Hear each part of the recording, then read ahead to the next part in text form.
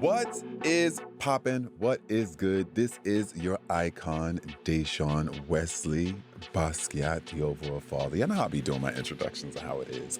Um, Today, y'all know I be having my moments where I bring my guests in and we be sitting chit-chatting and talking. But today, I have a good guest. I had to bring someone in to have a conversation about a few things when it comes to ballroom, career, also life, because this person is one of my mentors in my life as well too for a very long time. So I would love to introduce and to have a full conversation on the Dashaun No Sadè podcast today with one of my parents, the Hall of Fame, iconic. What is it? Can it be two? Is it two times? How many you got under your belt? I would love to introduce everyone today to my parent, Jack Mizrahi, gorgeous Gucci. Oh my gosh. And my podcast. What's up, Mom? What's up? Am I turning over there? Like, what am I looking at over You here? are straight there. That's Oh, your hi, cameras. y'all. Those two right there, those both you. Okay, two of me. Gemini for both of my sides. Huh? What's up, Ma? Welcome to my podcast. I'm happy to be here. Oh, Congratulations. Thank you. Thanks for took having forever. me. I wanted you to be here. I wanted you to be here so bad. Oh, I'm here. I'm happy that you are, and we are going to have a full dose conversation today. Let's get it. I'm ready. Okay. So again, for those who do not know myself and the Hall of Fame, who's in front of me, go back since I was a kitten starting in the scene. Oh my gosh, you've seen me at a very young age, like in my realm of success and how it started to where I am today. So I always like to speak to my guests and figure out, let them express who they are, let them tell everyone who they're talking to, who they're meeting right now, so we can get that out the way. Because I can do a full intro, but I want everybody to know who is Jack. Because I know a lot of people want to know Jack. Okay, so who is Jack? So tell me, Ma. Who is Jack? I'm Jack. I'm Jack Mizrahi, gorgeous Gucci now. And I'm a lover of ballroom. I'm a lover. I'm so in love with our community. I'm so in love with us, even when the times are bad and the girls get on my nerves. But I just love us because I know what our community has done for me, for us, for all the people who've crossed it, even in the bad times. Again, just the liberation of finding community and finding people that you can bitch and moan with, but have a great time with and make history with without knowing you're making history, because what you were just so happy about was just being liberated and free. You didn't have to no longer deal with the outside world and how they scorned us and how they turned their nose up at us, and this was a safe space. So that's who I am initially. And I'm a lover of people. I'm a lover of my family. I'm a lover of my life right now. I'm a lover of our culture. Mm. I'm sarcastic. I'm fun. I'm open. I don't take crap. I won't take crap. Oh. I've survived too much to take any type of crap. I give respect, but I demand respect as well. I can joke with you. I can let things slide in jest, but I definitely won't be disrespected. Oh, well, that is my mama. I want y'all to know that. So I guess I'm always like to start of where did the Jack phenom start? Like what was ballroom for you, or what was the beginning for you? Where you're from? Like how did it start? When did the opportunity? Because I'm sure people want to know, where did Jack find ballroom? Like where was the moment for you? How young were you? How exposed was it then when you jumped in? Where did Jack find the way? So, I grew up in Queens, New York, and so the Jack phenom began when Jack came outside to on the stoop. I've always been that kid that had so much energy, and I lived in a fantasy world because, at a young age, I knew who I was, and it was safer to live in that fantasy world. So everything I did was, a little bit extra, a little bit more fun. And, so although throughout all my life, is he gay? He's gay, and this gesture followed me all my life. But I still maintained a great social presence because people wanted to be around me. Again, and Was it the voice with the social presence, or was it just the presence of like? Well, like did it it was match? everything. I was the girl, that in the summertime you had to come to my house because I was gonna get the day going. Okay. I had the plan. I had the double Dutch rope. Like, were we playing Mhm. kickball, or were we gonna go to the old lady's house 3 blocks down where we shouldn't have been and pretend that that's a haunted house and creep around the big old house annoying this woman all day. I had the plan, so people generally gravitated towards me, and I've always just been that socially that person. So, but like I said, in all the fun that I've had growing up, going to school, from elementary school up into high school, the rumors dodged me, and you had no right to be gay. You had no right to be out, but there was just something about me that it just That's so whatever. true. And so going through that, like, I was a big wrestling fan, as you know. I used to go to wrestling like a really super early age. I'm supposed to really be up the street, at a friend's house for a sleepover, but I'm really at Madison Square Garden at like 15 years old watching wrestling shows because my grandma used to watch wrestling with me late at nights, Saturday night main event. We drink a cup of coffee so I could stay up. Mhm. And it was her thing and it was our thing. Like, we watched so much TV together. And so I used to go to wrestling a lot. And again, that was my thing. But then one day, a friend of mine who graduated in another high school like a year before me, well, he found out I was gay. You read it all about, right? So, we came out to each other. And so he was like, listen, I'm going away to college and I want you to have somebody who's going to look out for you. So I want to introduce you to my boyfriend. I was like, you got a boyfriend? How was your boyfriend? And so he introduced me to his boyfriend, and this was a Spanish guy named John. And he was like, John, you take him out. He needs to be out and meeting people, so he's not. So basically, what they wanted from me was not for me to. He knew what it was for him, and he knew all the pitfalls and the dangers that are awaiting for you if you don't know where to go and be yourself at. If you don't know where to go release yourself at. If you don't know where to find guys your own age. He showed me the club. He took me to the club. He was like, look, this is your people. Mhm. We went to tracks. I walked into tracks. Everybody was in a circle, and I was watching them. It was packed. It was just like on a Tuesday night, packed. Like, where are First these time people? going to a club. First time going, like nerdfish, but I was sitting. Okay. Yeah, I had a cute outfit on too and everything. I remember that day. Nerd Yes. sitting. Yeah, it was a purple track outfit by Nike, missing with some white uptowns, missing. And I walked up in the club, curly haired Can't you fish. And everybody was like, well, who is that? And then from there, they were voguing. And the only other time I've seen voguing was on Madonna's Vogue. And then I went to go see Truth or Dare and all of that. And I couldn't believe it. And then so Andre was one of the voguers in a Spider-Man shirt. And at first, when I saw the blonde hair, I thought it was Oliver from Madonna's tour. How gullible I am. But it was New York City, so it could happen. Relax. Yeah, relax. Okay. And it was Andre, and then he stood up, he stopped voguing and was like, who are you? And I was like, who are you? And then we started talking, and he gave me a flyer. Mm. He was like, oh, here. I was like, what is this? He was like, it's for my ball. I was like, oh, like a Cinderella ball? He was like, why do you talk like that? And I was like what? He was like, you talk white. Mm. I was like, because maybe I went to school. No, come on, this is when the Yeah, readings were good during a time like this. You could deliver. I didn't know how to read. I was just like, Just nerdfish, like I said. So anyway, me and Andre became friends, and we would talk on the phone. And I remember leaving to go to a wrestling event. And when I came back, I was bored as hell. And I was like, oh, that boy gave me the flyer. Mhm. So I was looking for it, and then I found the flyer, and I went to the ball. I think said it starts at 3 p.m. So I rushed all the way from Queens, went to tracks, got there. There was a big sign on the door. Hey, the ball's not starting till 5. I was like, oh.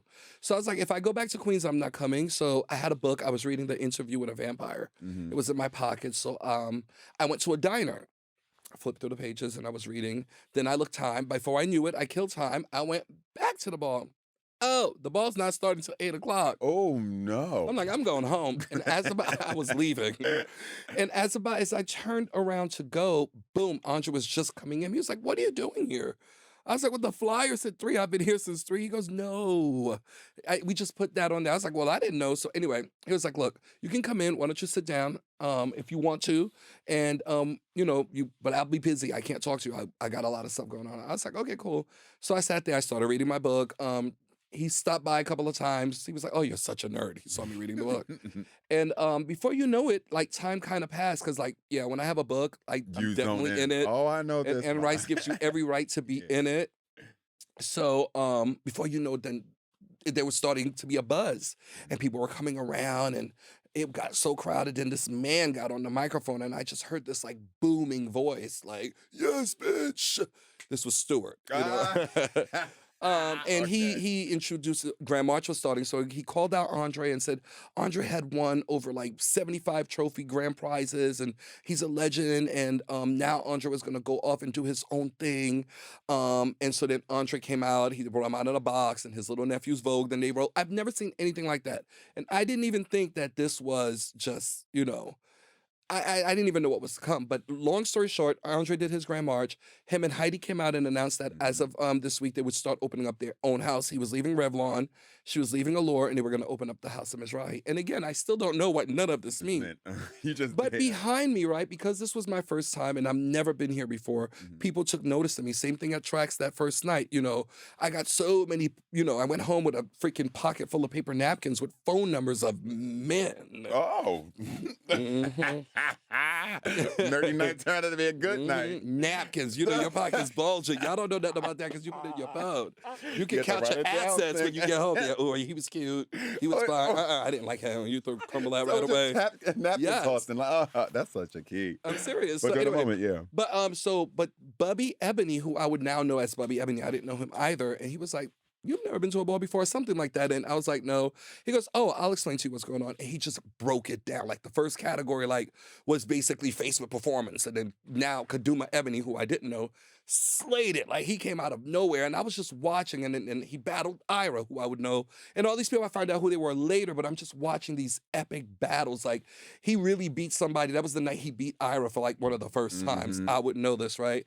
And then the most epic thing, well, one of the most epic things that happened during that ball was all of a sudden this woman is screaming with beautiful hair and they're grabbing her. Security got her up by her stomach and she's flaying her hair and she's screaming and she's got like an ice pick in her hand. What? And then mind you, this around the time, like, you know, Basic Instinct was the thing. So the ice pick murder weapon was the thing. So, so I was like, what is she doing with an ice pick? Like, what's going on? I'll find out later on that that screaming woman was Tanae. Oh, it was Tanae. And she was trying to stab Aujane and Aujane's boyfriend because that was her damn. It was just like this whole the whole torrid situation. who would then fuel like a summer or a decade long battle between this women. Like this was our television set. Like as I got more into Ballroom and would know these backstories and then just see these women let it play out. No fights. They would let it play out, like storming each other at balls, like full frontal storm. Like, you didn't know I was walking, but I'm here, bitch, and I got you. You know, like shit like that. So And those are what made like Ballroom so good when you got those epic battles that you didn't understand that you were learning, and you were so engulfed into wanting to learn, like, why is this lady, why she got to pick? And she was probably sitting.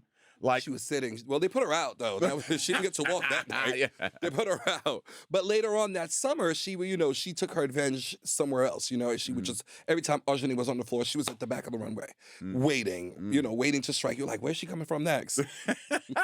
And that was my first ball. And after that ball, I was like, wait, I watched the whole. So you stayed for the whole thing from Yes, that Miss 3 A. p.m. moment that you sat. What time did it end? Like 6 in the morning was saying, I went back on the train, this before the Long Island Railroad. I got on before I was getting on the Long Island Railroad. I didn't know I could do that. I got back on Miss E train, went all the way back home. Okay. I didn't mind, I had my book. And That book. I still have that same book too. What? Yeah. Okay, I gotta see it. I gotta see it. But I was so fueled with so much energy because I ain't never seen nothing like that before. I was like, this is so fast. So people really do get that when they go to balls for the first time. And it's like you're paying for a ticket to just sit and watch what's happening, and you're engulfed, and it's so interesting because you just never know because it's a million things that can happen at one time. But when something really major happens, that kind of like, what is happening? And you see the crowd that knows. and it's a reaction, but it feels so good. You're like, what's going on here? But yes. No, like, perfect example. You're right what you're saying. That was the same night I would see Tony Revlon walk runway. They walked like the grand prize that night. It was like 5 people from 5 different houses representing like 5 different countries. We can do that now, right? 5 different categories. But and it was also the night that Tina Montana like just froze. I didn't know why everybody was shouting. She looked fab. But this woman came out with like the spring summer collection of Versace that had just came out the runway. It was bright yellow. Like, it was just so crazy that she hit the runway. And again, throughout all the night, Bourne broke the stage. He was voguing the old way.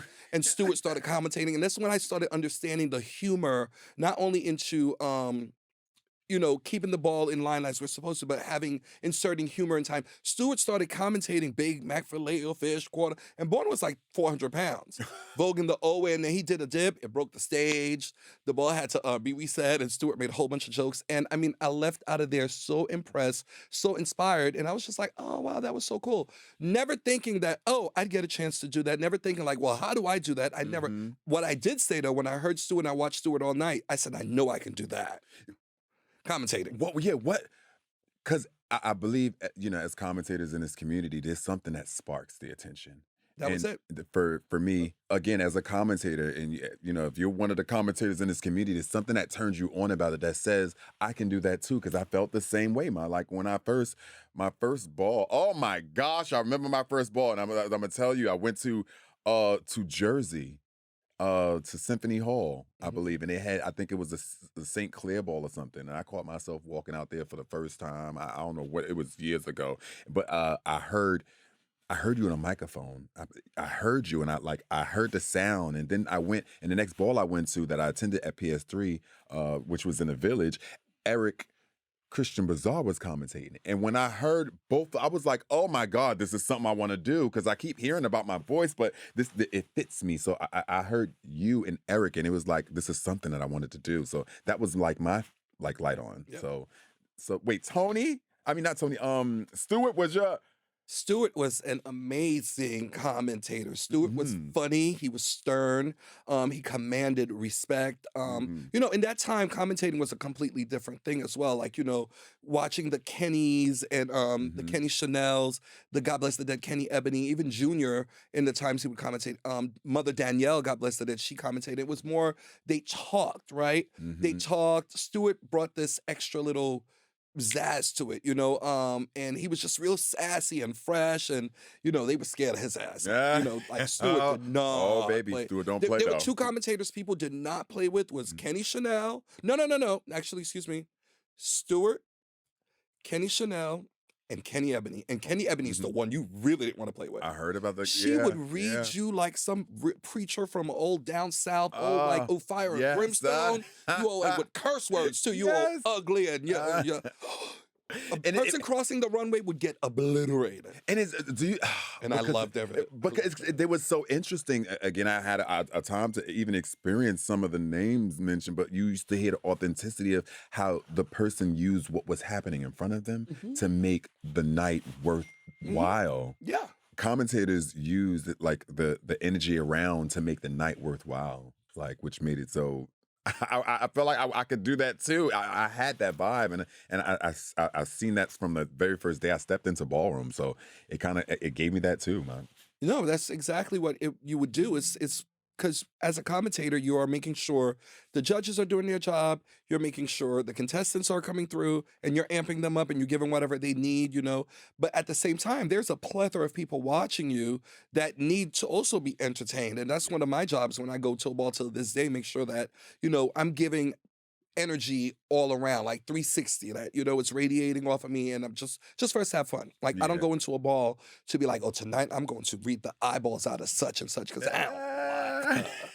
There's a lot of people I don't like, but I will give them their ballroom respect in the respect of ballroom, because that's what we're there to do. Yeah. Now, if I go home and I don't, care to watch the DVD of them or press like on their social media posts, then that's my prerogative. But like at a ball, it's not my place for me to take any kind of grievances to people who've earned the right to be called out or earned the right to be given their respect at a ball. Was that the first category? So, was that the first category for you in Ballroom?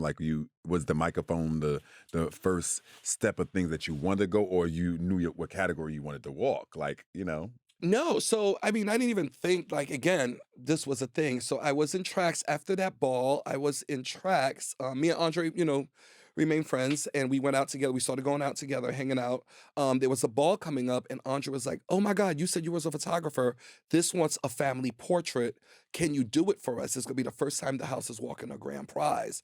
So like the category asks for like a father in evening wear, a mother and father in evening wear, like a runway child, a face child, and a family pet. Mhm. So Andre asked me to meet him at his house, and I was like, cool. I went to Andre's house my first time there, and this is like a week after his ball, right? Mhm. So I'm at his house, and I go in there, and I've never been in a place like this before. It was just this little room. It's 188 Madison, like our Holy Grail. I This heard. little room, honey, and it's just like a million trophies on the floor, and there's a bunch of like queens. Just there's one, especially one mad queen with her arms folded, looking me up and down. And I don't know none of this story, and I'm looking around and I'm sitting there waiting for Andre. And everybody's talking, everybody's, having a good time. And then we go take the picture. We do the photos. I get the photos developed and we go to the ball together on Saturday. And I remember we're walking to the ball. It's the Infinity Ball. We're walking to the ball, and Andre's like, "Oh my God, see, I'm getting a little bit more cunty because I'm getting closer to the ball. So I'm getting more, ballroom. Falling into the I'm yeah. falling into ballroom." I was like, "Oh, really?" Mhm. We got to the ball. They won. Uh-huh. They won the grand prize, was $500. And we're coming out, and I'm holding the trophy. Andre had a friend named LaPetty, and LaPetty goes, "Andre, y'all turning it. I love the announcement of your house.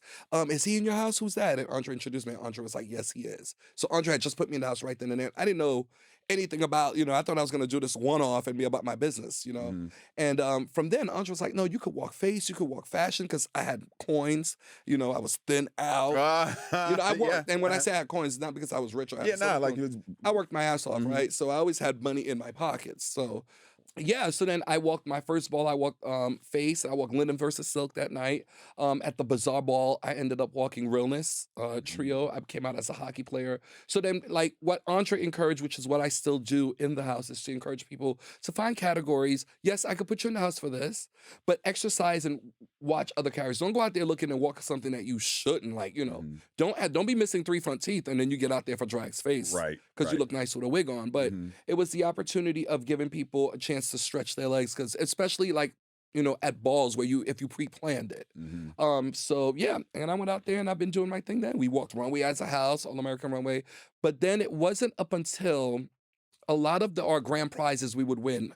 We would put together. Ms. Hassan Mizrahi was hot that first year. It Mhm. was us versus the Richards all the time for grand prizes. And a lot of our grand prizes needed a narrator where I would Mhm. have to describe the scene. Like if you ever see, there's one iconic one of us doing like a Greeks and Gods Yes, I presentation. remember that And video. so it was the Continental Ball, right? It was for $1,000, one of the first $1,000 grand prizes. And the Richards won over us only because they did a live orgy scene. Another thing, because our stuff was thorough. But no, but we loved the House of Richards. We battled down with them. But anyway, after that, RR Chanel invited me to the Pink Teacup. And he wanted to have lunch with me. He was like, "Okay, you on a streak, you're this new kid out, everybody wants to know you." And he basically had a nice brunch that he paid for, and just explaining to me his history and who he was and what he went through in this scene and how easy it can happen to anybody. Like now he's better, and he got himself up from his downtrodden times, Mhm. but now he's got a salon, and he's got a modeling agency, and he's thriving, and he's got his own spot. And he basically was like letting me know there's going to be a lot of choices that's going to be put in front of me, and I have to make the right ones, Mm. right? And it was just so empowering. And then he finished the whole thing up with like, "And I love the way you talk, so I'm going to have you commentate the Chanel Ball. I want you to do my Grand March." Can I tell you something? R did kind of the same thing to me too. What, has she got a pattern? No. Why is it's like The but similarities the are amazing. similarities, and I'm like, when you're doing something so great, it's to hear it, even like in speaking about it, I'm like, oh my gosh, like RR came to me and was like, "I like your voice. I want you to do this ball." I was like, "Oh really?" He's like, "No," and that was the one I was doing little mini balls, but he's like, "No, I need you to do this ball," and I was like, and this is RR Chanel asking us. I was like, okay, and I'm a kitten in the early 2000s. Kitten in a heel. Like me, really? So that's so interesting. Okay, man, I didn't know that. Did not Yeah. know that. Did So not I know mean, that. but it just goes to show you that we in that era that we came from, and even before that, people could nurture you and give you direction without you necessarily having to be in their house. Yeah. And that's what I got out of like the era that I came from, and I try to be that for other people. Like I tell people all the time, like don't worry if you see me hanging out with your house kid. Trust me, I'm not trying to recruit. Mm-hmm. I have so many people, so many kids, so many friends in all different houses, and if you need advice, I'm gonna give it to you because it was given to me, and there's been moments where people just literally said the perfect thing to me that saved me from making a bad decision Mm-hmm. by just just one word of advice, and it was great with no strings attached. Yeah. No I drama. try to tell that to my kids as well too. Now that I have my own house, and I'm like, it's okay. I still have friends who are in other houses that I communicate with, and again, now that I know them in space, I'm like, look, I don't want y'all members. I'm trying to let people know like how I got my things going on, how we do it, but like I that's not the case, and I don't even mind sometimes helping my friends out who needs help to want to go out there and participate. So And that's ballroom. the generational change when it comes to ballroom. You've been through like quite some generational changes that been from the time that you start to where it is right now. Like, how has the shift been between each one? Was it was it a major shift from what's been going on since you first started to what's happening now? And like, how did that play a part? And like, how did Jack play a part in that as well too? Super, super great question. Super, super, super major shift. Through being able to watch the generations come through from '92 and to now 2023, and just watching number one, the energy changed completely. I think how I played into it, myself, Eric, were really instrumental in speeding up the beat of Vogue Femme was a category that literally evolved in front of us. Mhm. So You watched it from the beginning to where it is yeah, we now. curated it from the start. Like the Mhm. first Vogue Femme category was at the Mizrahi House Ball, Mm. right? So we sped up the track by how we commentated. From what Stewart was doing, from what Kenny was doing, we sped it up just a taste to the music. Eric and I started, writing narrations. We started, taking a trip to Europe, Mira, Mira, Senorita. We collaborated a lot on what sound would sound like. Eric would call me, I got a new one, play off of this. And I would do the same. Let me ask a question then. Like, is that something that you felt that needed to be added or wasn't happening? Or like, was the commentators before doing that? Like, what was the. It was just a natural thing. I just felt like when the girls was now want to feel soft, want to be, like I said, I've lived in a fantasy world. I read books all my life. I loved rhyming. I loved, I always wanted to be one of those managers in pro wrestling. I wanted to be Bobby Heenan. I was going to work my Mm. way up to be a fast talking advocate for talent to get them over. So I combined all that. Once I got the microphone from seeing what the other commentators doing, I knew I was going to bring my own flavor. And it just so happened that when they would Vogue Femme, I wanted to tell a story. I wanted to tell them we were going to Paris. I wanted to tell them when I look in the mirror, it's plain to Like to see. see. And then Eric, again, was already doing rhymes, right? He was already doing like give a little walk and a little walk that's totally, totally over. So now to go give a whole narration, he was like, oh, I'm doing that. So then it Mm. became, then you throw Selvin into the pot like maybe 2 years later and we become the triple threat. And Oh, like the speed changed. growing up on that Yeah. three right there. Oh my gosh, it was look. I'm grateful I had an opportunity to vogue to an Eric chant Oh my goodness. because Eric was baby, just awesome. oh my gosh, the energy. But again, it's like it was again when I was a kid. You, Selvin, and Eric was it was the thing, and I guess I came during that time where it was just Mhm. like it was happening. I used to go just to listen because it was so and it was turning me on. I was oh my gosh, I could do this. I love it. I want to, and I love that about you, Selvin and Eric. I love that. I love that. That's why when I work with commentators now, I try to bring that energy because what made us really gel was the fact that we not only knew each other's stuff, but we listened to one another. So if Selvin is the main commentator of the track, I'm not doing a whole other commentation. I'm either reverbing whatever he's saying Mhm. or saying it with him, and then Eric's coming in with the sound effects, and it Mhm. made it gel. But now when you watch commentators are literally talking over, I can't listen to three different chants with three different beats with three different Mhm. ha moments is given for hey, you do it. Yeah, Get and now it's somebody like, else to do it. go for it. Yeah. Well, I mean, is the change in now the generation of how the sound now works? Where I remember, because as being a commentator there, I was gelling too because it felt right, and then like I add my own tone to it, and of course the shift is going to change to where now you can't even like you just have to like put your thing out there compared to like how everyone wants to have that moment rather than gel. Because Yeah, I baby, don't we think can. so. I mean, Snooki, I work really well with Snooki. He gets that. Kevin, like I know I let Kevin take the lead on the Vogue Femme stuff. That's her. Because again, just like I was able to change the speed, he was able to come in and Mm-hmm. even make that speed even faster. And that's why making him. Deeming him an icon was such an easy one of the easiest deemings to do to do for me because I was able to see his exact contribution. It was just Mm-hmm. right there. Laomi's exact contributions, like, so you can see it. It's not like just giving somebody something because they've been there for so long, Yeah. but it's what they did in that time they were doing it. Well, you've been around, for to see a lot of the change that happens between individuals who added the contribution that made the change in the world that's happening even today. Did you ever see that happening? How did you know that was gonna be a thing? Like, how did you know Ballroom was gonna be to where it is now? Because your contributions helped to where it is now as well too. But how did you know? Was it a idea you had or like? I always knew. Always From knew? that first ball, I just always knew. Again, I lived in that world of World Wrestling Federation starting off, and I always say this, started off in like bingo halls, and now they're a billion-dollar industry. And I knew that there is so much talent here. There is so much like people who I've taken coworkers who've never been to a ball before, and like 20 years later, that's all they ever talk about. Yeah. They're so proud to have witnessed it, to have been there. They couldn't believe the energy. They wish they had the stamina to stay up and do it till 4 o'clock in the morning, like we do. Mm-hmm. Sometimes seven if you're Uh-huh.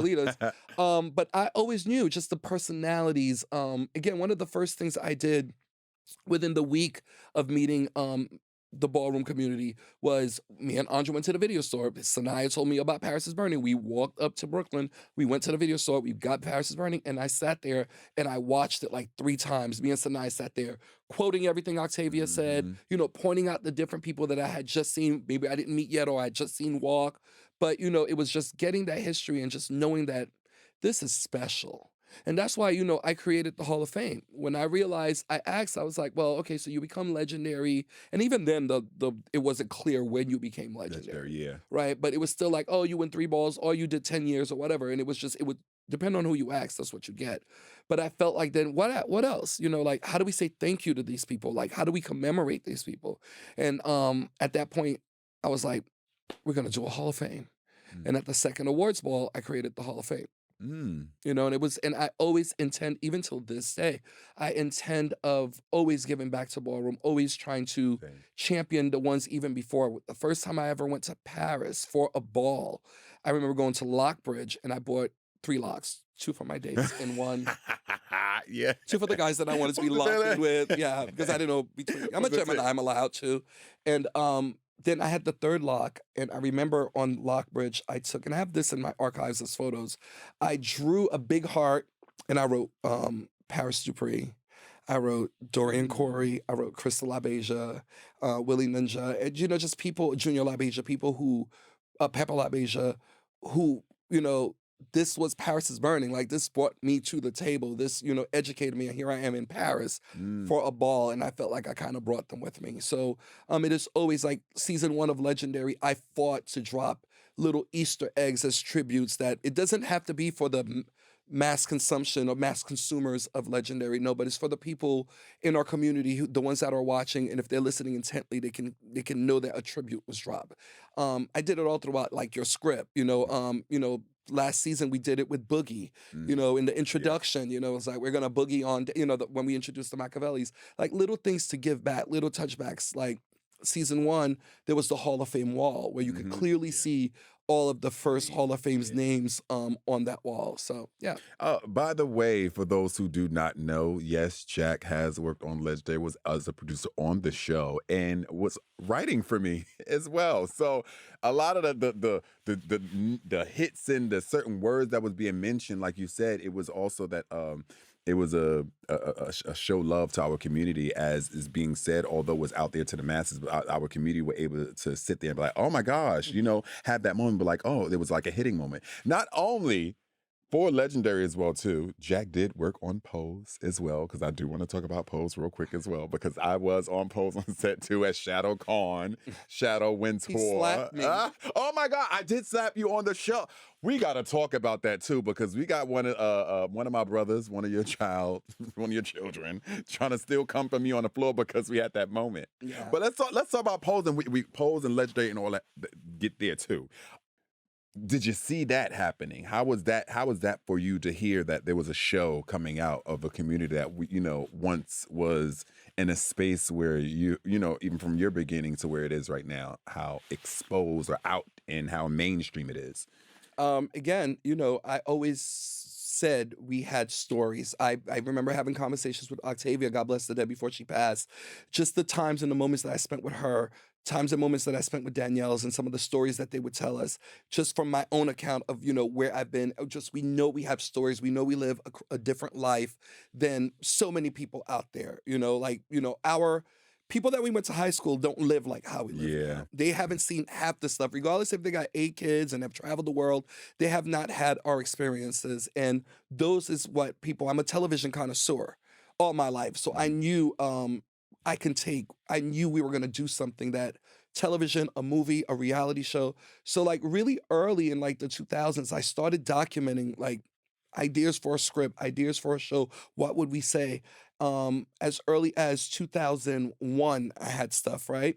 And then I'll never forget that I heard Ryan Murphy, because I used to love Nip Tuck. I became a Ryan Murphy fan from like way back then. And once they announced that he was going to do a show, I was like, damn. My heart kind of dropped, because it's like, if he does it, then there's no room for anybody else to do it, because it's going to be that big. But what I did love was that I was so happy that he did do it. And in the way that he did do it, because the way he presented our world to the world, he made you fall in love with us first. He made you fall in love with Blanca and the characters. The writers did a superb job of making it so character-driven. I think we would have made it so more heart. Not, we would have gave them like, we off the bat, we would have hit them off the head with the heavy stuff. Yeah. And I don't know if everybody would be able to handle it at that point. And I think what Pose did, the expertise, was gradually letting it's not all smoke and mirrors. Like, there's a lot of stuff going on in our world. But the way Pose did end, and as my journey on Pose, I realized, yes, there's still, those stories are not done being told. Well, you can always tell a ballroom story in so many different ways. That's the good part about it. Exactly. And even with Legendary, when people say, hey, how do you feel about, Ballroom going mainstream? Is it ever going to take away from Ballroom? I'm like, no, Ballroom is constantly evolving. The people who are in it, who are truly in it, who love it, are constantly adding levels to it. Whether it's by you being a promoter and you're creating different types of systems or different type of balls, like with me creating the rumbles or different categories, we're constantly evolving. And queerness is never gonna go nowhere. That energy, that magic, that special something of queerness is always going to fuel Ballroom. So no. And no matter who does it, no matter who takes it, no matter who borrows it, what country is leaning into it, it will always organically come from us, from the ones who were there, from the ones who touched the hands of those who were there. So it doesn't matter where you at in it. Now we applaud you, what you're doing, but organically, respectively, like, we're always going to be like the first people of Ballroom. And so I love this community as a whole, because regardless of anything, I know we have our ways of being, but baby, we always going to pull it right back to us, and we don't play no games about that either. I tell people all the time, like when I spent all that time on set, or during the pandemic when I didn't come out to any balls, my first ball finally coming after the pandemic was Marcus Tishi's ball. And I remember the energy that you get from Ballroom, because I've never really had any long lapse away prior to that, whether it be like, even when I worked for WW and I was traveling, I would always make the major balls I was at. But like, as my career started taking off and I was now being pulled away longer, whenever I go back to a ball, whenever I get back into that room before it even starts, it's almost like Superman goes to his fortress of solitude and just pulls in all that energy back in. It's just all this energy, like, these are my people. You know, this is my world, Ugh. and I got this. And it lets you be able to go back out there and deal with all the minutia that you have to deal with yeah. for you to have a place at the table for us to keep our contributions and keep our ballroom properties. While shooting Pose, did it remind you of certain moments that, you were experiencing when you were younger? Like, filming it? Like, did it take you back to like, oh my gosh, I remember this, or da da da da, The fashion did a lot. Mhm. The fashion really did. That took me back. The music, of course, when you would hear it in Pose, took you back. But what really I loved about being on the set of Pose was just the energy of the people who were behind the scenes making Pose happen. And I'm talking about from the cameramen, to the directors, Janet, the writers, and then again to see the opportunity that we always wanted. None of Octavia said it, I am somebody. I want to be a rich somebody. She knew she was somebody then. We knew we were somebody. She went to to the Ford modeling casting. We always wanted it, but we had all these barriers that told us we couldn't. And then to see, Dominique, coming in and being treated as the star that she always knew she was, even to see the extras or people who were playing background, getting an opportunity to be on set playing their authentic selves. That was the most thing. That was the thing that made me the most happy and the most rewarded. Including you as well, too, because you were a character on a show. This is why we go to our moment where we had that food fight and we be... Oh, I love being on there. Like, I went to acting school. I took acting serious for a while. I knew I was going to use that to propel me in my wrestling world. Like, I was dead serious. Like, I was going to be Bobby Heenan. I was going to be the person. I was going to learn how to take the hits. And I had a friend that I used to, I started like a newsletter at the age of 13. I'm telling you, we used to go to Madison Square Garden. We used to go to all the WrestleManias, traveling with his mom in a car. She driving us, and we're printing newsletters and selling them at conventions and selling shirts. And, I was a hustler, real young. And so he decided he wanted to be the wrestler. I didn't want to be a wrestler. He wanted to be a wrestler, and I was going to manage him. He went to Japan. So this is when my world started to split into ballroom. So now I'm older and just went to my first couple of balls, but I'm still going to wrestling shows. And my friend, Jeff, he goes to Japan to learn. He's been doing the independent wrestling circuit, not WWE. You got to learn. You got to go on the road. Yeah. So he's in Japan, and he goes to the top rope to do a sunset flip and get caught off, to do one. And the guy didn't properly get him, and he cracked both hips on the floor. Ay, Dios And when I mío. went to go see him and saw him, rehabbing through that, it was just so like, oh my goodness. And he was just telling me like the hardships of getting in the door. And this was a kid who was just so charismatic. And, you thought all the doors would open to him. He was just like such a struggle. And by that time, I was like, you know what? I'm not going to go deal with that crap. I got my people here now. I'm Jack Mizrahi. I got my own thing, on tea. Got my own wrestling over here. But we knew you. Well, when I was a kid, we knew you. I remember the world. Let's go to the world real quick, because that was like one of the spaces where we knew that like you had that connection with when it came to wrestling and ballroom. And I remember the world and going there and participating and walking in the balls there. But that moment for me. So that was when I decided I was like, I'm coming back to New York. I had moved away for a couple of years. I was taking lessons and classes, and I came back, and because I heard they were opening, the WWF was opening up a restaurant, and most of my background was in restaurant supervising, training. I never wanted to be a manager. The girls don't make no money, so I was either a bartender or a waiter, and that was my quick, fast coin. You make a coin being a waiter in a restaurant in New York. Anyway, so they were opening. I was like, all right, I'm going to go fill it out. So when I went there, got the job, and one of my lifelong friends was the person hiring. Well, I didn't know him then, but he's a lifelong friend now. We often talk. Michael Berry, shout out to Michael Berry. He talks about meeting me the first time I walked in, and he just knew he had to hire me. I knew so much about wrestling. And then so I worked there for like a year and a half, 2 years, just like busting my ass as a waiter, just turning it, right? So around the same time that I'm honestly turning it, like, by this time I know a thing or two about craft, and I know what to do and what not to do at work. By this time I'm working, I remember one of my friends, one of my dates at the job was like, because we would be cashing out, right? And these people would be having coins. Like if I made $250, this one's walking around with 600. How? I'm a better waiter than you, mister. You always doing smoke break. But my friend would tell me in an intimate setting, like, oh, are you doing the tip thing? I'm like, what tip thing?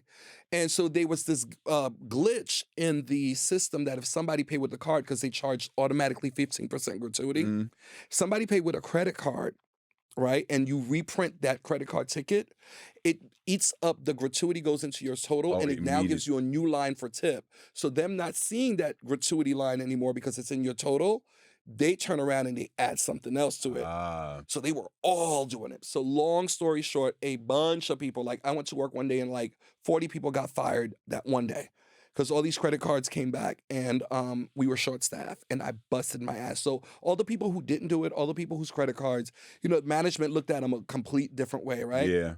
So one day I'm passing my GM and it was like, Jacques, you know something about wrestling, right? I was like, yeah. And he was like, can you do me a favor? Can you be here at 4 o'clock in the morning?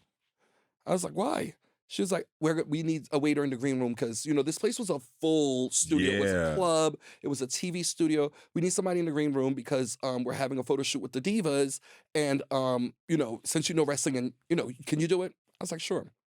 So the next morning I went in and that was the first time WWE was really starting to give us talent, right? Because the place was licensed out. Vince McMahon got over it and got very, you know what? Let me just buy it because y'all don't know what y'all doing. So he bought it out. Now he was sending talent on the regular.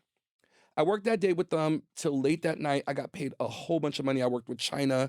I worked with Trish Stratus and Lita. All these girls, Miss Jackie, Ivory, Terry Runnels, in that one day. And the next week, a letter came in. They were like, hey, as talent is going to come in on Mondays, Thursdays, and Sundays, we need Jacques to work and he needs to be in the green room. And so I started off just like being the waiter for the talent. Boom. So now they hire this new man to come in and take over as the president of the whole thing, Kenton Jenkins, right? He comes in, his girl comes in, her name is Jennifer, and she takes over public relations, talent relations. She gets an assistant who was also a waitress. Now at the same time, this was a nightclub on Saturday. So I was the supervisor in the VIP room. So I worked them Saturday nights and it came in on Sunday as a waiter, right? And then the talent would come in. The girl, her assistant, was also working in the club, but she was a cocktail waitress. But she was doing double tipping too. Oh, shit. So one day I come into work, my regular Sunday shift, and they're like, everybody's in a panic. And I'm like, what's going on? And they're like, do you know how to do Lena's thing? Do you know how to take the talent through the door and do the autograph sessions? Because you're always here. I was like, yeah, I've done it before when she was sick. They were like, perfect.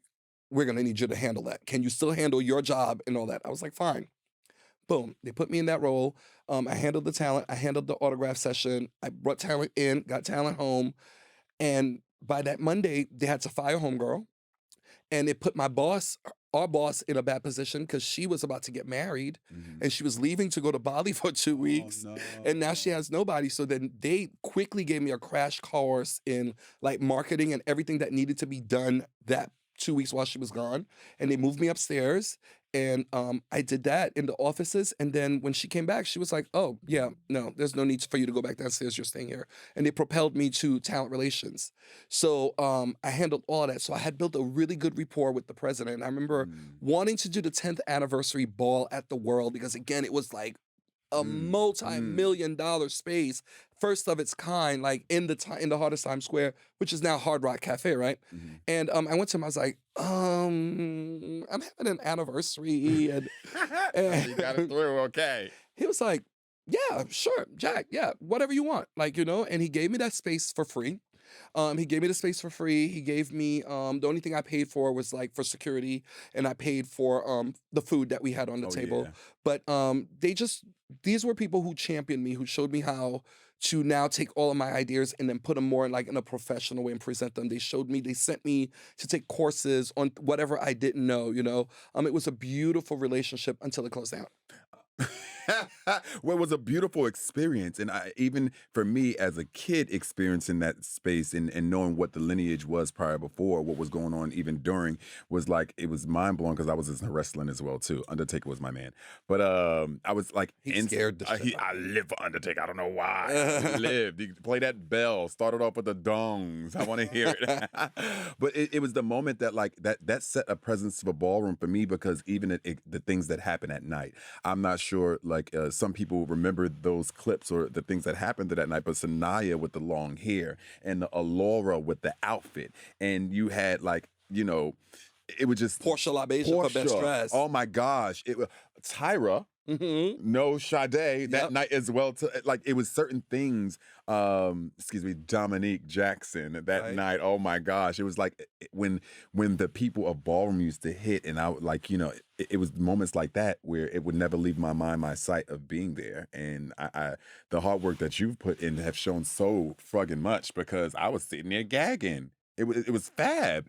It made me like, oh my gosh, how do you excel to get there? I see so much more for Ballroom by being presented, definitely in the spaces you presented in front of as well too. So I just, it was just always, I always said to people, I'm gonna take Ballroom. We're gonna be in Madison Square Garden. It's gonna be that big, and I'm still committed to doing that. I mean, I just want, I want rest. Like I won't allow myself to be in the Hall of Fame, the one that I've created. I want to let myself be inducted because I want to deliver on that promise. I want to take us, we've been on TV, and yes, our legendary stage was just, a $25 million show spotlighting Ballroom, with the proper integrity that it deserved. The people who are behind it really wanted it to be as big as it was, and we were going to push. Unfortunately, a merger happened, right? Yeah. But this next season was going to be out of.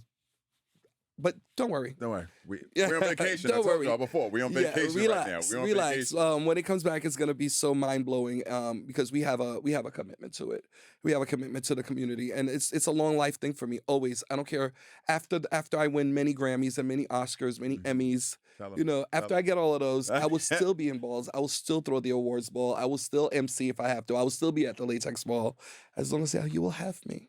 Can I tell you, can we break it down real quick about like when celebrities comes to balls? We do appreciate like celebrities definitely when they come, if you engulf yourself in our community, in our world, definitely by coming to an event and showing love and everything like that. But it's very clear that when you come, we'll show love, but there's still a ball I gotta go on, like celebrities are now starting to peer into it. So like, how do you feel the difference has been even then? Because they were coming to balls then. Yeah. And like compared to now, like I mean, think about it. Security is a big thing. Is a big issue.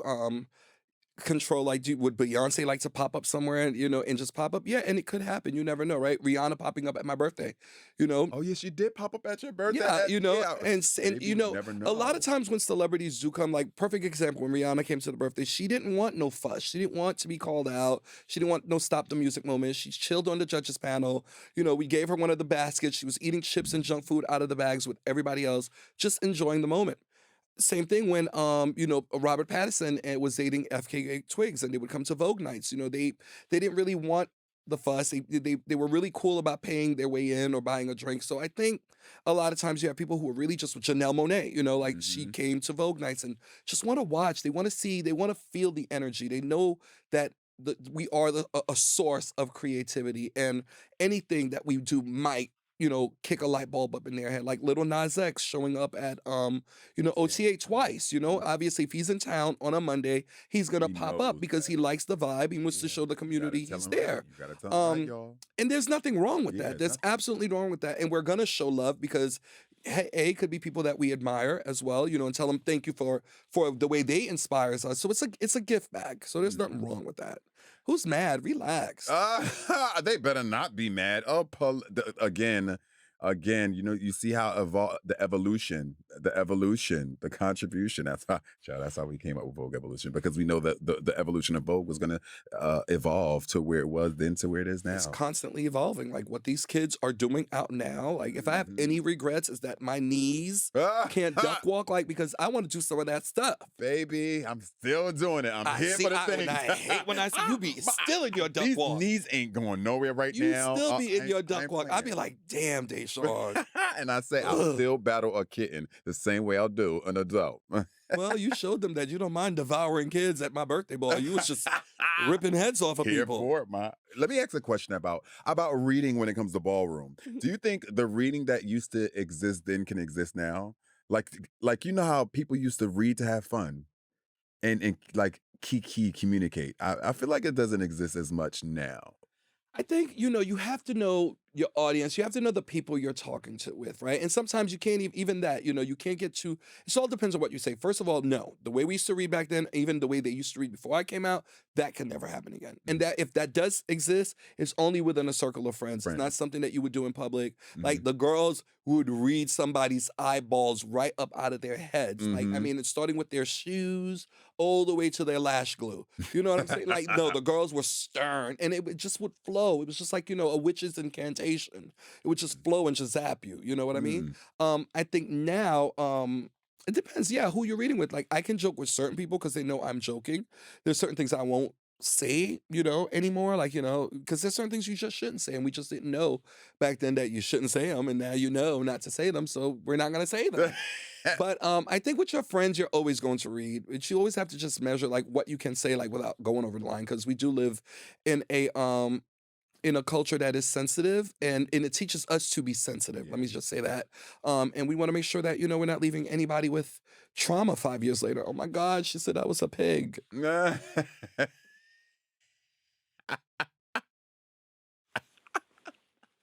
But you know what I mean by this. Girl, yes. Mistake. A girl would feel a certain kind of way. You call her a pig today. No Sadè. What do you mean I'm a pig? So no, you don't do that. Yeah. No, you don't. No. Let's get into Ballroom when it comes to categories, because you've started a lot. So how do you start a new category today with where Ballroom is? Like, is there's space to start new categories? There's always space to start new categories. But is there something that's new out there sparking that's hitting out there now? Innovator. Let me see. I mean, please, after Vogue Femme and Butch Queen and Drag's Vogue Femme and Twist and Sex Siren and the Rumble style and watching that, literally take all over the world like now, right?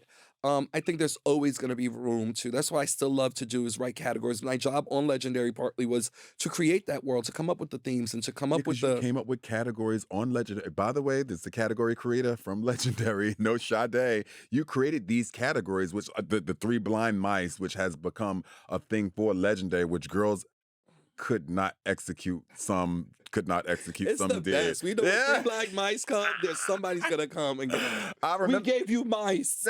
Remember Michelle? Oh, yes, we gave you mice. We were fucking mice. I remember that. But like, for example, coming up with these categories, like you were the category creator, definitely for a space for people to understand out there in the world. So like, what did you already have them?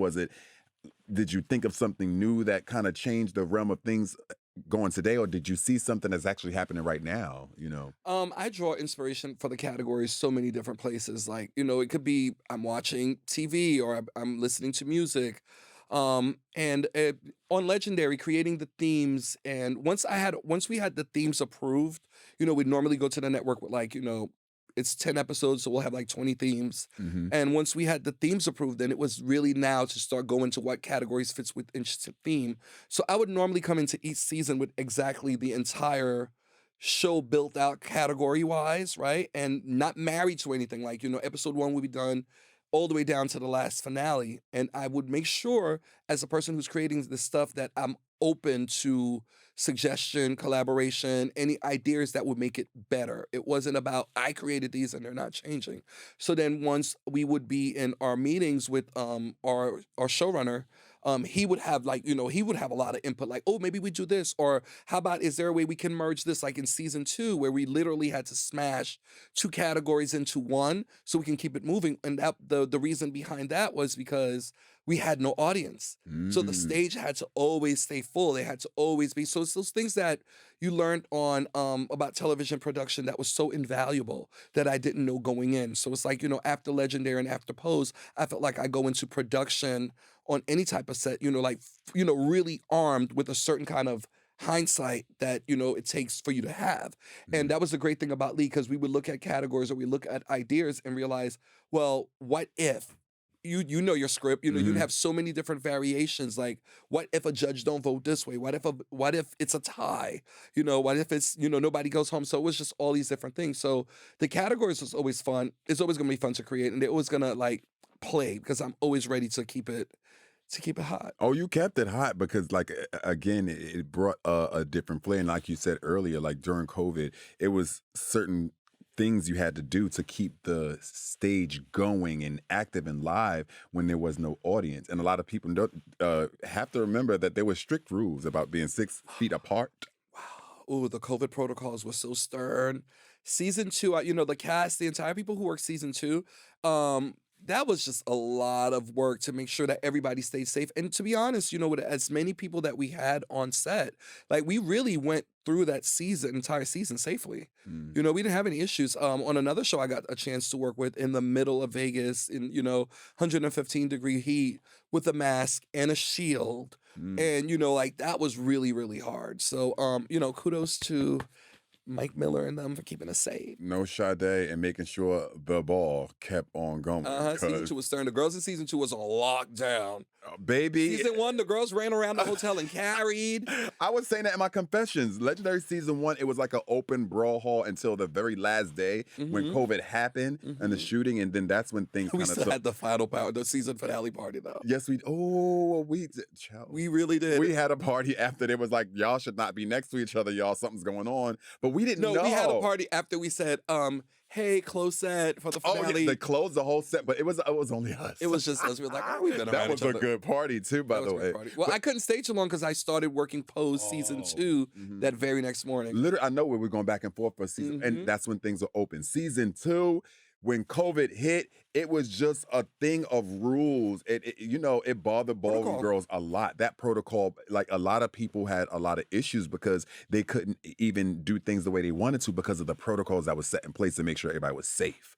Like contestants couldn't really walk past each other. That's how No, stern and they it kept was. the houses separated. I mean, but it was all in the name of safety. And like again, we didn't have any incidents season 2 or season 3 because they still kept the protocols in check. We still, wore masks. Like when Season 3, yeah. Any one of us that was around talent in that group A, we had to keep a mask on. No matter what it was. But I forgot I was group A. It was fun. Like, right. I got to run around, but everybody stayed closed up. But I was hiding myself too because I didn't want nothing to happen to me. Janet want to get sick. Chow and production had to stop because of the host. I said that before. Told you in Legendary Confessions. I better go listen. Yes, they would have definitely blamed you for costing them a couple of $1 million. Chow. Like, what were you doing, Dashaun? Hanging out trying to be fancy, Dashaun. No, I was on another set, and one of the kids in my, one of the guys in my story producing team, he got it. And we were just because we were always working together. And earlier that day, we were in my room together. Oh. And we're sitting in the pool, honey. This was this one day off that we had. We're sitting in the pool, honey, drinking pina coladas, just like passing a vape pen around. And he gets a text, positive. He got it was like, please return back to your room immediately and notify anybody that you're in contact with. So he told us. And it's like 4 of us are still sitting in the pool with the vape pen, like. Oh, and it was right at that moment when it happened? Yes. So he's like, all right, we'll see you later. He left. We still looking at each other stupid. And then we said, let's go. Let's not. Because like, if a Vegas pool, like it's packed. It's a pool party vibe. And it was like. Out of here. So we went to our rooms and they told all of us that we were sequestered in our rooms till our tests came back. So don't go nowhere. They'll have food come up for us. But thank God nobody else tested positive. Oh. I know. Oh, geez. That was a lot. Well, until we get it over. I'm glad that it led to a season 3 to where it kind of like, it was like we were at like that point where things were getting okay, where there was an audience and people still had. People were getting vaccinated. People getting vaccinated. Eased the tension. And it made season 3 great and successful as well too. So we had an audience to pull back. It wasn't as original as season 1 because baby, that was an audience. That was fun. Season 1 audience. I mean, I like the season 3 audience, but I also did not mind not having an audience. I didn't mind it either because there was an intimacy to it when it happened. So it was like some houses did say they loved that they were just there with the judges and nobody else was being there to distract them. So I had suggested like even for season 2 we could have gave all the houses like house tables. Oh, that would have been cute. They would all just had their own separate house table, but there was also a certain amount of people that could be on the stage at the same time. So it wouldn't work. Okay. But like we threw all kinds of ideas. But like I said, everybody who had a part and a major part, as a co-executive producer on the show for myself, it was always about making it fun, making it for television also, and keeping the integrity of what we know. I guess I'm gonna ask a question just to, finish everything like kind of off. Like, where do you see Ballroom happening now? You know, you've seen the change and you've been a part of the change. You contributed to the change. Like, what's next for it? Do you see something next for Ballroom, or is there like a space where we're even growing into that, you know, you're even helping to add on? I think ballroom again is like as we're going through our evolution, like the good, right? With the good, we're gonna keep churning out talent. We're gonna keep bringing out people, giving confidence and boosting confidence. We're going to keep adding colors and layers. I think as no matter what's happening on with mainstream, us for ourselves, we're gonna still remain creatives. We're still gonna find outlets for us to thrive in this environment that we've put ourselves in as entertainers and as people from the scene that wants to keep it moving. But what I've always tell people too is ballroom gave you the battery life, the energy, it gave you the panache, it gave you the right, it gave you the nerve Mm. to coin a term from Junior LaBeija. It gave you the nerve, the unmitigated nerve to know that you belong and you're talented and you have every right to pursue your dreams as well. And I think that that's the positive of it. That's always going to manifest and get bigger. So other opportunities will show up. Maybe if it's not a whole ballroom TV series, maybe it's a ballroom movie. Mm. Maybe it's a ballroom play. Maybe it's a ballroom show on Vegas. You know, Yeah. there's all these kind of ideas that can happen because of the colors that we add to in this world. Yeah. And so I'm happy for that. What I would love to see ballroom revert from is the this need to be intimidating that some of these houses and some of these parents and the way they're leading, being mad because you're chopped. Yes, okay, social media and technology has changed how you feel, has highlighted a unfortunate situation, you getting chopped, but that's the chance you take for coming to walk a ball, attacking a judge, stepping up and walking up to judges because one person got chopped or Mhm. two people got chopped, or maybe it's just a kind of chopped night for your house, not Mhm. because of anything, because y'all didn't prepare. Right. I think people need to pull back that aggression and that attitude that if you don't vote for me, that intimidation that's loosely hanging out there when people Mhm. have to walk out their kids to stand behind them that this is one of mine. These secret alliances, like there's so many underbelly crud that is stopping the beauty of it. Well, Yeah. not really stopping the beauty of it, because what it is the kids are still walking. Walking. Yeah. People Yeah. are still producing beautiful garments, telling beautiful stories, creating, memorable moments still. But we have to eradicate that. Mm. We have to eradicate that. But I'm coming up with something, and I promise you that at least for certain events, that's not going to be an issue anymore. Mm. Because the ballroom that I came into, regardless of whatever was going on between people on the panel or houses or whatever can takes or whatever, the people were still at peace. Yeah. They Judges were. didn't have nothing to worry about. Yeah, they People didn't. gave their honest opinion. It made you stronger. It made you better. To be afraid of getting chopped made us better. Yeah. Now you seen people like know that their house is gonna argue for them. Like this one kid came out the other night, and I didn't understand who she thought she was. But the effect was like, did you just wrap a bunch of like loose blankets around you and thought that it was okay to come out here? And then argue it out after And then getting argue, chopped. no, have your house member have the nerve to be arguing. Like it's these little things. I'm like, perfect example. There was that other room where people were getting ready and they couldn't hear, right? Yeah. Well, if all of you house leaders are sitting in here, hearing me call the category or saying what's next because should I be do going. that, Mhm. go tell your member that's in the bathroom, or are you not prepared? Do you not know who's walking what in your house? Mhm. Do you only know they're walking after they bitched and moaned, they missed the category? So now you come to us, the commentators, and let's get this clear. Oh, tell them. Oh, Our where you going role, with this, Ma? Go ahead. our role is to commentate a ball.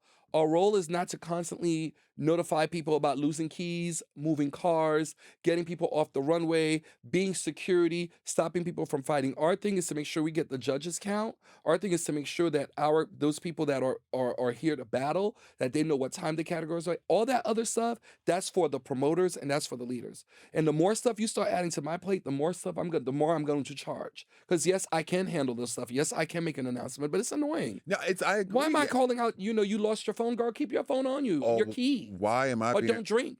why am I being argued about a category where I did not create it's being bombarded at me like, well, da da da. I'm like, whoa, go to the let's not promoter, get y'all. loud. Let's You not heard get it. loud. I'm immediate Ava for that. said it on Paris is Burning. You heard it. Let's not get loud. I always say that, baby. Y'all can talk to me. You can tell me anything. Just don't yell at me and scream at me because I'm not the one. I didn't do it. I didn't create this. I didn't create that space for that. So let's go to the promoter. So And I even, y'all even see it too.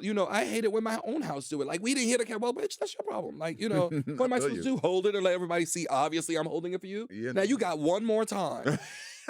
Like, hey, that's the truth, man. You got to be objective, So I just want us to just go back to having fun and make it fun. Right now, the pressure is, if I don't win, it's a problem. It's shade. There's a lot of crybaby legends and icons out there. There's a lot of people who got undeservingly crowned icon and legend because it was a popularity contest or because it looked good to a promoter to do so, or to it was an advertising mechanism from a promoter or from a icon, compared to putting the work in to get all the respect due deal that you deserve. But I mean, now it doesn't even matter. Like, you can call yourself an icon, but we all know there are different types of icons. Well, you see what this I see do, right? I see. But they are, Miss Thing. Just like there's different types of milk, Miss Thing. Like, wait, there's goat milk, there's almond milk. Goat milk. Some of you girls are goat milk. Some of you girls, I don't drink it, but some of you girls are goat milk. The goat milk icons. The goat milk icons. We are going to start something great. But it's the truth. Greatest of all times icon. Some of them plant-based ones, some of them plant-based ones too. Or the turkey bacon icons. Turkey bacon icons. Oh my gosh. Okay. Leave these girls alone. Just be nice, y'all, and have fun. I love ballroom and I love coming to balls, and I don't want to ever have to stop coming to balls because you girls just, I'm never going to stop. Y'all will leave before me. I'm not stopping. Y'all will leave before me. I will I get you banned around the world, this thing. Remember my ban list? I didn't play. That ban list was which we need to follow by the ban list, but I that love ban a ban list. list. It makes a girl think. Started. I do. Ban her. I put the pic. Remember, I would drop the pictures the next day. And the pictures. The girls would hit me up. Well, I know I'm banned, but did you have to post? Yes, Miss Thing, so the girls can know we're not playing. We're not having that no more. The other day, it repeated on my Facebook. I swear I started to share it, but I didn't want no static. The girls who are on it are house fathers and leaders now. I was like, oh gosh. Oh, it's just right. By the way, your posts are hilarious when you make your posts. Such a key, but it's the truth though. But I live for your posts. It's a key. It's so jacked. I just like to have fun, y'all. I just want y'all to think and let's just have fun. Okay. Before we get out of here, I just want to do one more thing. Okay. Commentator to commentator, mom to child. And this is now, I did explain about Honey being my kitten game mother, but I think people miss the terms on like how we do things in ballroom because some people don't understand what really happens, what we're really down. But it's a mentor of mine. This is one of the people I looked up to when I wanted to grab the microphone. And now I get to have one of them moments on my podcast. Okay, commentator to commentator, this we're going to do. Okay, a chant that, I'm going to name a chant that I like of yours. If you have one of mine, let's see if we can go to it and chat about it real quick, okay? I'm going to take it to my kitten years. Okay. I used to vogue down to this when I was, in New York City, in the projects, Brownsville, Brooklyn, in the hood, learning my elements, when it was baby back, baby back, baby back. Oh, baby back, baby back. Oh, my God. When you came out with that chant, because chanting, you and Selvin had this thing, even Eric, but it was a specific... it was your baby back. It came from here. You had us voguing down for me, that Roxy came from Prince. The Chili's commercial. Yes, it was. Oh, when Connotations was so original, and you, oh my God, Ma, that one, that baby back. And we used to go home and repeat it so much, even on a VHS tape, just to play it so we could just vogue to it. That was one of my favorite chants. Baby back, baby back, baby back. Baby back, baby back, baby back. Yeah, I used to love Baby Back. That was fun. But again, too, it's like we were organically chanting. We weren't like, rehashing somebody's music lyrics and saying, oh, it's a chant. No, we were really just, invoking that time. You can be inspired by something, but make it your own. That's the organic thing about ballroom. But for you, there was two of them, but the one that I like the most, but see, if I start chanting that one, it stays in my head, and I'll be like 4 o'clock in the morning, and I'm still like, ooh yay, and about. Don't try to figure me out. Don't try to figure it out. But no, there was. Oh wait, what's the other one? I was just saying it too in my head. Oh my God. Oh my God. Oh my God. Oh my God. Oh my God. God. Not so I just said to Uday, oh my God. This one's not like the other one. This one's never which done one it. of them is not like the other one? Which one of them just is doesn't belong? right? Which one of them is? I was like, oh, okay. I got that from Esquilita commentating one of your functions because I forgot what was the argument that was happening, and like one girl was eating it, but one girl just wasn't giving it, but they was giving the girl life, and they was going at it, and I would say, which one of them is not like the other one? Like, girls, pay attention to what's happening. Like one of them wasn't turning it. I love that one. That was great. Okay. And I'm with you with that, Mom, about commentation. That's why I brought this up. Commentator to commentator. I love when when authentically, unapologetically comes from here, where you can come up with something on the spot that makes what it is. Because I think people are getting a wrong ideology about commentating right now because they're taking songs and just putting. Not saying that that's not a thing, because again, you can take it like don't make your whole like repertoire about rehashing a song. It's a whole song, the lyrics and everything, rather than taking that the idea of the song, taking the words and making it into something that actually have everyone enjoy the night. Because you used to do that down as a commentator. Me growing up listening, like the ideas of you took for the night and hearing things and made it into something. Selvin too, we're serving tarantula. And Selvin is another person when I look at him like, oh my goodness, it's like that talent, that just like that vivid, vibrant charisma that people are getting. There's a lot of people in the world getting paid a lot of money and don't have an ounce of charisma that Selvin has. So, I'm always praying and hoping for him to be able to get back to self, to get some of that, because the energy's still there. Mm-hmm. The energy's still there. And, he's probably one of the most shared gifts from our community, like from everybody using, every one of his one of his sticks, and I wish she was there for it more. Kevin is another one. She's a real original girl. Like, I got stuck in her SoundCloud. When I work out, I play her SoundCloud. Repetition of Kevin. Sometimes I wonder, I said, what is she doing when she's like commenting? Like, does she have like a fifth of vodka there and like a plate of chicken? And she just goes in. Miss Thing commentates about everything. She's hilarious. Kevin, and by the way, Kevin has hit me up recently. Like, I need you and Jack on a track with me. He hit me up. Yes, I know he's been on it. I was like, when I was doing this, it was never to be like, I loved rap music. Salt and Pepper was my girls, and Kim and all of that, and I loved it. But it was never that I wanted to put out an album. Like, when music fell my way, it was because obviously there was something they wanted to add to it. So I've never. It was like, I don't have like a bunch of tracks out. Like me either, Mom. It wasn't like me trying to do a SoundCloud, but it's not that I can't.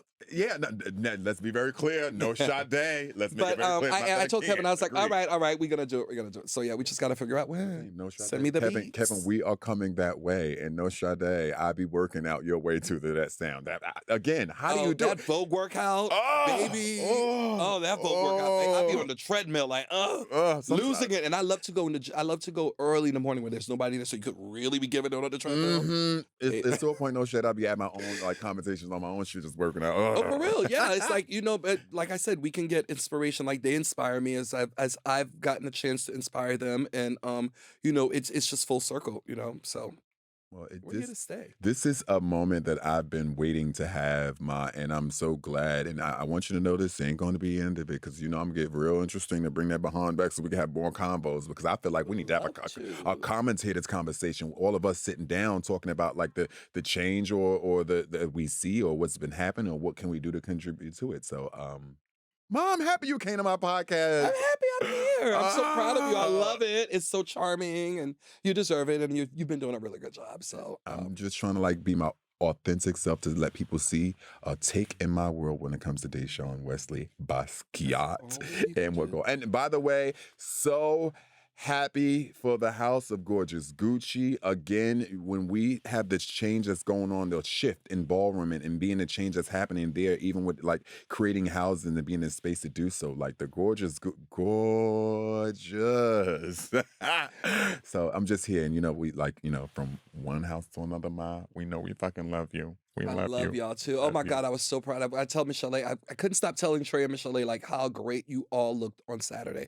And that's one thing, again, I do not mind. I will always give props where props are deserved. Same. You all were stellar. The look was just perfectly executed. And if other houses are looking to make, to be unified and look, and they should take a note. And it's not it's not copycatting or nothing. It's just taking learning from one another. Y'all came through Saturday. Y'all looked fab. Thank you. Well, that Valentine's Day ball was love as a message. I Shout out loved like it. I loved the energy until performance. when things started to shift. First of all, half those girls should have got chopped, Miss Thing. Them girls did not look like superheroes. They looked like super sloths. I'm with you with that, Ma, and you said it clearly on, like even on your post and status stuff like that. The amount of like love that people put into effects, you could tell people just throwing on clothes and going out there rather than really putting into like the love and your shit where you can really go and win a grand prize. Because girls are looking at the flyer like, 3 o'clock the day of the ball. Like, oh my God, I think I got a red leotard out here somewhere. I got a ski mask or something. Girl, stop. Well, I want to thank you for being one of the people in my life who've helped guide me in a space to where I am today. You've seen me since I was a teenager into where I am like now. We've been through so many experiences where we can like go back and laugh and smile. And I love the fact that, secretly enough, whenever we commentate balls, I don't know why people always catch photos of me and you doing something. And I've been catching a collection of it. And I can't wait to show you because I got a whole I can't wait to see booklet it. of all the photos that we had since I was young till now of like little candid shots that I have. And again, thank you for being an inspiration for me. Thank you for being the change and also, adding that contribution so we can be as comfortable and free as we are today. Whether you've said it on a microphone, whether you create it with categories, all balls, or continuously go around the world to teach what the people really need to be moving by. So thank you for being that for me, because hey, they wouldn't have the icon they have today if it wasn't for the contribution. So thank you so much, Ma. I love you. Thank you. It's my pleasure. And I know you're going to pay it forward. Oh, I ain't done. Oh, we got a lot of paying forward to do. So with that, everyone, again, I want to thank my mom for coming here, Jack Mizrahi, Gorgeous Gucci. And if you need to catch up with him, you can go to all social media platforms under Jack Mizrahi, correct? And you can find everything that you need and follow up what's going on with Jack, because he is not playing. He is going to be the change when it comes to this ballroom and its industry stuff. Because if you haven't known, he's been playing that major part too. Well, you already know the vibe here, and this is actually such a good take, because even talking to Jack about Legendary and what's going on definitely between seasons, because, we're going to have to keep this one at the end. But we're going to start off season 2 of Dashaun No Sadè with the Legendary Confessions season 3, where I tell you what was going on behind the scenes. By the way, we should have chatted about that, because, baby, we used to have some times behind the scenes on Legendary. I'm going to get to that, and I'm going to make sure I say that in Legendary season 3, because I got some videos and some pictures and stuff that I would love to show you when it comes to me and Jack when we were behind the scenes for Legendary season 3. Oh my God, it just makes so much sense. This is why it ended off for season 1 with the one and only Jack, as we are going to bring this season of Dashaun No Sadè to an end. And not saying that, I just got to take a little chill pill, rewrite some things. Because, this is my first time at the rodeo, and it was going good, y'all. I'm happy that I've done what I did, because you are allowed to see, I'm giving you the space to see what's happening here right now, child, because I'm opening up my doors, trying to see what's good. But still at the same time, I'm trying to keep you informed, because there ain't no other space who are talking about ballroom, also what's happening in the industry with ballroom and mainstream and what's happening behind it. No one's talking about it podcast-wise but me right now. And until then, this is where you get the source from. So if you want to catch up with these episodes, if you missed those, or if you still want to figure out what's going on with this here, please go to dashaun.show, or you can take a trip onto Apple or Spotify to check out the show itself and hear what's going on while you're on a good drive. You feel me? So you already know the vibe. And I have to take a vacation, y'all. I'll be back though. I'll be back. Don't go far. And by the way, really quick, I've been loving the comments, and I've been meeting all my fans and everything who've been like running up to me, talking about how you love the podcast and also throwing all the information. Listen, put it inside the comments, baby. Let me know how you feel. I live for that. And if I catch it, I may be answering too, because I do love the comment creep. Okay, so watch out for me. All right, y'all. The icon is what? He's out. Peace out.